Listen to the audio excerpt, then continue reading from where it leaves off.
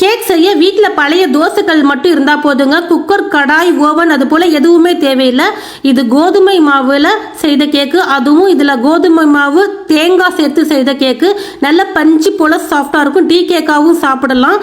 இந்த கேக்கில் பார்த்தீங்கன்னா முட்டை, மைதா இது போல் எதுவுமே சேர்க்கலை.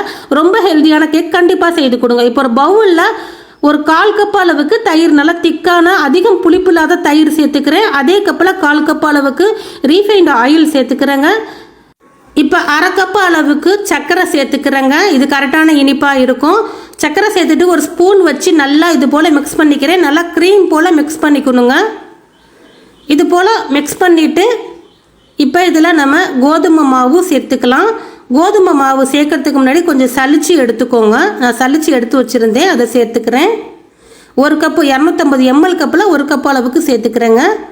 சேர்த்துட்டு கொஞ்சமாக ஒரு பிஞ்ச் அளவுக்கு உப்பு சேர்த்துக்கிறேன். இது கூடவே பேக்கிங் பவுடர் பார்த்திங்கன்னா 1 ஸ்பூன் அளவுக்கு சேர்த்துக்கிறேன். நான் இதில் வெண்ணிலா எசன்ஸ்லாம் சேர்க்கலை, அதனால் ஏலக்காய் தூள் கொஞ்சமாக சேர்த்துக்கிட்டேன். சர்க்கரையில் அடித்து வச்சுருந்தேன். கொஞ்சமாக ஒரு 1/4 ஸ்பூன் அளவுக்கு ஏலக்காய் தூள் சேர்த்துருக்கேன். உங்கள்கிட்ட வெண்ணிலா எசன்ஸ் இருந்தால் கூட நீங்கள் ஒரு 1/4 ஸ்பூன் அளவுக்கு சேர்த்துக்கோங்க.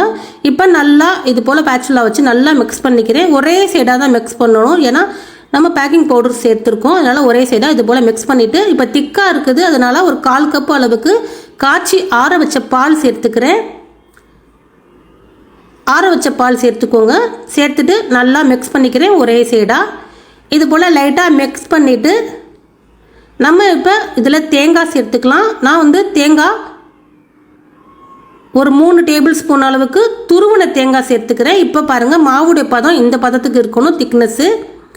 இப்போ 3 டேபிள் ஸ்பூன் அளவுக்கு துருவன தேங்காய் சேர்த்துட்டு லைட்டாக மிக்ஸ் பண்ணிக்கிறேங்க. தேங்காய் சேர்த்து கேக் செய்யும்போது கேக்கு பார்த்திங்கன்னா சாப்பிட்றதுக்கு ரொம்பவே சூப்பராக இருந்துச்சுங்க. இதை செஞ்சு நீங்கள் ஒரு 4-5 நாள் வச்சுருந்து கூட சாப்பிட்லாம். ரொம்ப சூப்பராக இருக்கும் சாப்பிட்றதுக்கும். நம்ம வித்தியாசமான ஒரு கேக் செஞ்சுருக்கோம். அதுவும் கோதுமை மாவில் முட்டையெல்லாம் எதுவுமே சேர்க்காமல், வெனிலா எசன்ஸ்லாம் சேர்க்காமல் வீட்டில் இருக்க பொருளை வச்சு செய்யலாம். இப்போ கேக்கு செய்கிறதுக்கு ஒரு ட்ரை எடுத்திருக்கேன். அதில் நெய் லைட்டாக அப்ளை பண்ணி கொடுத்துருக்கேன். நெய், ஆயில் எது வேணாலும் அப்ளை பண்ணிக்கோங்க. உங்கள்கிட்ட இது போல் ட்ரை இல்லாட்டினா, கேக் ட்ரை இல்லாட்டினா சின்னதாக கிண்ணம் இருந்துச்சுன்னா அதில் லைட்டாக நெய் அப்ளை பண்ணிவிட்டு நீங்கள் செய்யலாம். இதுக்கு நான் பட்டர் சீட் கூட போடலைங்க. பட்டர் சீட் போடாமல் தான் செய்கிறேன். கேக்கு ரொம்பவே சூப்பராக வந்துருந்துச்சு. இது போல் நெய் அப்ளை பண்ணி கொடுத்துட்டு மாவு சேர்த்துக்கோங்க. மாவு ஃபுல்லாக முழுவதும் சேர்த்துட்டு லைட்டாக இது போல் தட்டி கொடுத்துக்கிறேன். அதில் ஏர் பபிள்ஸ் இருந்தால் சரியாக வந்துடும். இப்போ பாருங்கள், பிரியாணிக்கு தம் போடுற பழைய தோசைகள் தான் நான் எடுத்து வச்சுருக்கேன். கண்டிப்பாக தோசை சுடுற தோசைகள் எடுக்கக்கூடாது.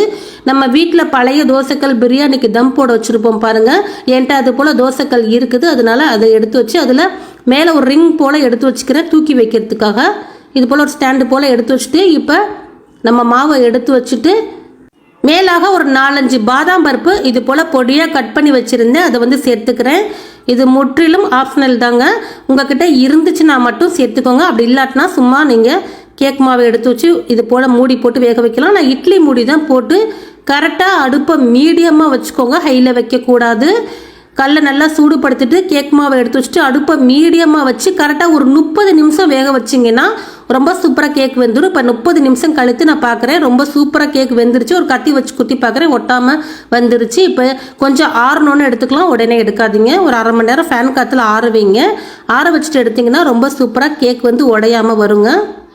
இப்போ நல்லா ஆறிடுச்சு. இப்போ நான் லைட்டாக ஓரங்கள் கத்தி இது போல் செய்து கொடுத்துட்டு இப்படி கேக்கை கவுத்துறேன் பாருங்கள், எவ்வளோ அழகாக வருதுன்னு. இதே போல் நீங்களும் வீட்டில் கோதுமை மாவு, தேங்காய் இருந்துச்சுன்னா செய்து பாருங்கள். வீட்டில் இருக்க பொருளை வச்சு தான் செய்ய போகிறோம். பாருங்கள், கேக்கு எவ்வளோ அழகாக சூப்பராக வந்துருச்சு. ஓரங்கள் பாருங்கள் எந்த அளவுக்கு நல்லா வெந்து வந்திருக்குது.